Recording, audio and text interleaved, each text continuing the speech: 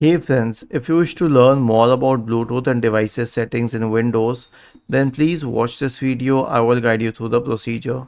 So right click on the start button and select settings from the menu.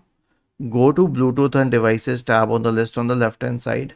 In the right pane, you will first of all get the option to add a Bluetooth device or any other device like a wireless device, Xbox or something. So you can start searching for it and then connect the Bluetooth.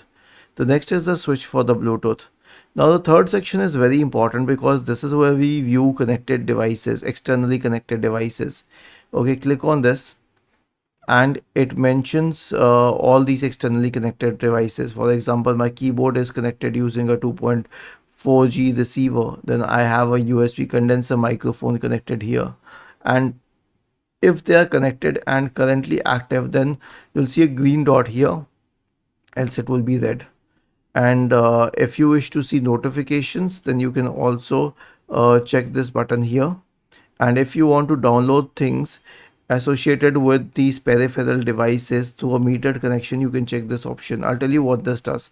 For example, devices like printers, scanners, cameras start pushing in their own drivers, and at times they also pull the drivers from the internet. So if you have a very limited internet subscription, then you can use this metered connection option. The next one is about Bluetooth devices discovery, which is actually default, but if you select it at advanced, you get a few more options. Okay, now I'll show you the rest. So the rest is the rest are options specific to devices, because what do we connect? Printers and scanners, cameras, mobile devices, mouses, touchpad. Yes, there are external touchpads, pens, and stuff like that, even USBs. So let us say that it is some camera. So when you click on camera, I use an EOS webcam utility camera. You can check its settings here, but we have limited settings under this section.